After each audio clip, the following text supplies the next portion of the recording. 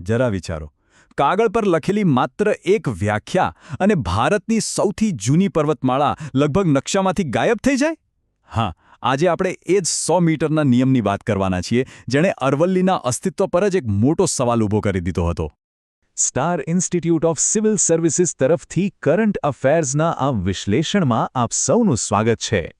એટલે જરા વિચારો કે માત્ર એક વ્યાખ્યા બદલવાથી એક આખી પર્વતમાળા, જે લાખો લોકોની જીવાદોરી સમાન છે, એનું 90% સુરક્ષા કવચ જ ગાયબ થઈ જાય. અને ના, આ કોઈ ફિલ્મની વાર્તા નથી. અરવલ્લી પર્વતમાળા સાથે હકીકતમાં આવું જ થવાની અણી પર હતું. તો સવાલ એ છે કે આ આખો વિવાદ શરૂ ક્યાંથી થયો? વેલ, બધી જ વાતની શરૂઆત એક વ્યાખ્યાથી થઈ હતી. ચાલો જરા ઊંડા ઉતરીને સમજીએ એ વિવાદાસ્પદ નિયમને, જેણે આટલો મોટો હોબાળો મચાવ્યો. જુઓ, નિયમ તો દેખીતી રીતે બહુ સીધો સાદો હતો. અરવલ્લીની ટેકરી કોને કહેવાય? તો કે જે જમીન આસપાસના વિસ્તારથી ઓછામાં ઓછી 100 મીટર ઊંચી હોય. અને અરવલ્લી પર્વતમાળા? બસ આવી 2 કે તેથી વધુ ટેકરીઓ જે એકબીજાથી 500 મીટરની અંદર હોય. સાંભળવામાં કેટલું સિમ્પલ લાગે છે નહીં? પણ એની અસરો એ ખૂબ જ ગંભીર હતી. અને આ વ્યાખ્યાની સૌથી ચોંકાવનારી અસર શું હતી ખબર છે? નિષ્ણાતોનું માનવું હતું કે આનાથી અરવલ્લીના લગભગ 90% વિસ્તાર પરથી કાનૂની રક્ષણ હટી જાત. અને આમાં પેલી નાની પણ ઇકોસિસ્ટમ માટે અત્યંત જરૂરી ટેકરીઓ અને શિખરો પણ આવી જતી, જે આખી સિસ્ટમનો પાયો છે. તો આ એક વ્યાખ્યાને કારણે ખરેખર દાવ પર શું લાગ્યું હતું? જુઓ, અરવલ્લી માત્ર પથ્થરો અને માટીનો ઢગલો નથી. એ તો એક જીવંત, ધબકતી ઇકોસિસ્ટમ છે. આખા ઉત્તર પશ્ચિમ ભારત માટે એની ભૂમિકા અત્યંત નિર્ણાયક છે. અને આ કોઈ કવિતાની પંક્તિ નથી હો. આ તો અરવલ્લીને કાયદાકીય રીતે મળેલો એક દરજ્જો છે. ખુદ દેશની સુપ્રીમ કોર્ટે એને ઉત્તર પશ્ચિમ ભારતના લીલા ફેફસા કહ્યા છે. આનાથી જ એના મહત્વનો અંદાજ આવી જાય છે. તો અરવલ્લી આટલી બધી મહત્વની કેમ છે? એના 3 મુખ્ય કારણો છે. પહેલું, એ થારના રણને આગળ વધતું રોકનારી એક કુદરતી દિવાલ જેવું કામ કરે છે. બીજું, અને આ બહુ જ અગત્યનું છે, દિલ્હી, હરિયાણા, રાજસ્થાન અને ગુજરાત જેવા રાજ્યો જ્યાં પાણીની સતત તંગી રહે છે, ત્યાં એ ગ્રાઉન્ડ વોટર રિચાર્જ કરવાનો મુખ્ય સ્ત્રોત છે. લાખો લોકોની પાણીની જરૂરિયાત એના પર નિર્ભર છે. અને ત્રીજું, એ જંગલી જીવો માટે એક સેફ કોરિડોર છે, જે અલગ અલગ જંગલોને એકબીજા સાથે જોડે છે. હવે જ્યારે વૈજ્ઞાનિકો અને પર્યાવરણવાદીઓનો અવાજ બુલંદ થયો અને વિરોધ ચારેકોર ફેલાયો, ત્યારે આ આખી કહાણીમાં એક મોટો ટ્વિસ્ટ આવ્યો. સુપ્રીમ કોર્ટે આ મામલામાં સીધો જ હસ્તક્ષેપ કર્યો. કોર્ટે સુઓ મોટો એક્શન લીધી. હવે આ સુઓ મોટો એટલે શું? એનો સીધો મતલબ છે કે કોર્ટે કોઈની પિટિશન કે અરજીની રાહ ન જોઈ. જે જાહેર આક્રોશ હતો અને પર્યાવરણને જે નુકસાન થઈ શકતું હતું, એની ગંભીરતા જોઈને કોર્ટે પોતે જ આગળ આવીને કાર્યવાહી શરૂ કરી. આ વાત જ બતાવે છે કે મામલો કેટલો ગંભીર હતો. કોર્ટની કાર્યવાહી પણ એકદમ સ્ટેપ બાય સ્ટેપ હતી. સૌથી પહેલાં તો એમણે લોકોની ચિંતા પર ધ્યાન આપ્યું. પછી તરત જ એ વિવાદાસ્પદ ચુકાદા પર રોક લગાવી દીધી, એને સ્ટે કરી દીધો. એ પછી કેન્દ્ર અને રાજ્યોને નોટિસ મોકલીને જવાબ માંગ્યો. અને છેલ્લે આખા મુદ્દાને બરાબર સમજવા માટે એક નવી હાઈ પાવર્ડ એક્સપર્ટ કમિટી બનાવવાનો પ્રસ્તાવ મૂક્યો. તો કોર્ટના આ સ્ટે ઓર્ડરથી પર્યાવરણવાદીઓએ રાહતનો શ્વાસ તો લીધો, પણ આનાથી એક નવી જ પરિસ્થિતિ ઊભી થઈ, જે થોડી જટિલ અને અનિશ્ચિતતા ભરેલી હતી. આ સ્ટેના એમ સમજુ કે 2 પાસા હતા. એક બાજુ રાહત હતી, અરવલ્લીની ઇકોલોજી બચી ગઈ, ગ્રાઉન્ડ વોટર સિક્યોર રહ્યું. પણ બીજી બાજુ એક અનિશ્ચિતતા પણ હતી. એડમિનિસ્ટ્રેશનમાં કન્ફ્યુઝન ફેલાયું અને માઇનિંગ જેવી આર્થિક પ્રવૃત્તિઓ અટકી જવાથી ઇકોનોમી પર પણ અસર થઈ. એટલે એક રીતે સારું થયું તો બીજી રીતે પડકારો ઊભા થયા. ઓકે, તો કોર્ટે હસ્તક્ષેપ તો કર્યો, પણ હવે આગળ શું? કારણ કે માત્ર સ્ટે ઓર્ડરથી તો કામ ચાલે નહીં, એક કાયમી ઉકેલ તો જોઈશે જ. તો ચાલો હવે એ સૂચનાઓ પર નજર કરીએ જે એક કાયમી અને વૈજ્ઞાનિક ઉકેલ તરફ લઈ જાય છે. નિષ્ણાતોએ જે રસ્તો બતાવ્યો એ એકદમ સાયન્સ બેઝડ હતો. એમનું કહેવું હતું કે માત્ર ઊંચાઈ નહીં, પણ ટેકરીનો ઢાળ એટલે કે સ્લોપ જેવા માપદંડો જુઓ. ડેટા સાથે કોઈ છેડા ન થાય એ માટે સેટેલાઇટ અને ડ્રોન મેપિંગ ફરજિયાત કરો. જે પણ કમિટી બને એમાં સામાન્ય લોકો અને પર્યાવરણવાદીઓને પણ સામેલ કરો. બધી જ ટેકરીઓની આસપાસ એક ઇકો સેન્સિટિવ ઝોન એટલે કે એક બફર ઝોન બનાવો. અને સૌથી અગત્યનું, આખી અરવલ્લી રેન્જ માટે એક જ યુનિફાઈડ મેનેજમેન્ટ ઓથોરિટી હોવી જોઈએ. અને આ બધી ચર્ચાનો સાર શું છે એ સુપ્રીમ કોર્ટના હસ્તક્ષેપના મૂળભૂત સિદ્ધાંતમાં છુપાયેલો છે. કોર્ટે એકદમ સ્પષ્ટ સંદેશ આપ્યો: ટૂંકા ગાળાના ઔદ્યોગિક ફાયદાઓ માટે દેશની લાંબા ગાળાની પર્યાવરણીય સુરક્ષાને દાવ પર લગાવી શકાય નહીં. બસ આ જ આખી વાતનો નિચોડ છે. અને આ આખો મામલો આપણને એક મોટા અને કાયમી સવાલ પર લાવીને મૂકી દે છે. કોઈપણ પ્રદેશના લાંબા ગાળાના પર્યાવરણીય હિત અને ટૂંકા ગાળાની ઔદ્યોગિક જરૂરિયાતો વચ્ચે બેલેન્સ કેવી રીતે બનાવવું? આ એક એવો સવાલ છે જેનો જવાબ આપણે સૌએ સાથે મળીને શોધવા પડશે. તો વાત છે વર્ષ 2026ની. ભારત એક એવી ગ્લોબલ સમિટ હોસ્ટ કરવા જઈ રહ્યું છે જે કદાચ ટેકનોલોજીનું આખું ભવિષ્ય બદલી નાખે. પણ સાચો મુદ્દો એ નથી. અસલી ખેલ તો એક ઇન્વિટેશનનો છે, એક એવું આમંત્રણ જે મોકલવામાં આવ્યું છે ચીનને. અને બસ આ એક જ પગલાંથી આખી દુનિયામાં ચર્ચાઓ શરૂ થઈ ગઈ છે. આ એક એવો ડિપ્લોમેટિક દાવ છે ને જે સમજવું બહુ જ જરૂરી છે. તો ચાલો આખી વ્યૂહાત્મક રમતને જરા ઊંડાણથી જોઈએ.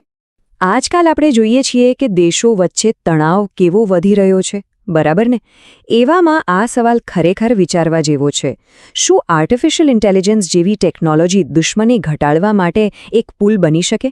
કે પછી એ પોતે જ લડાઈનું એક નવું મેદાન બની જશે? ભારતનું આ જે પગલું છે ને એ બરાબર આ જ સવાલના કેન્દ્રમાં આવીને ઊભું છે. ઓકે, તો આ આખા મામલાને બરાબર સમજવા માટે આપણે સ્ટેપ બાય સ્ટેપ આગળ વધીશું. પહેલાં તો એ જોઈશું કે આ સમિટ આટલી મહત્વની કેમ છે.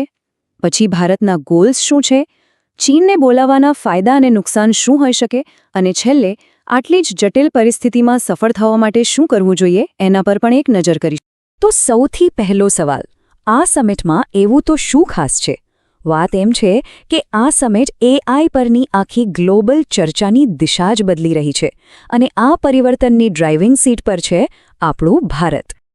જો અત્યાર સુધી એઆઈ પર જેટલી પણ મોટી બેઠકો થઈ ને એમાં વાત મોટેભાગે સેફટીની જ થતી હતી. મતલબ કે એઆઈના જોખમો શું છે, એનાથી બચવું કઈ રીતે. પણ ભારત હવે આખી વાતને એક નવો વળાંક આપી રહ્યું છે. ભારત કહે છે કે ભાઈ સેફટીની વાત બરાબર, પણ હવે ઇમ્પેક્ટ એટલે કે એની અસર પર ફોકસ કરીએ.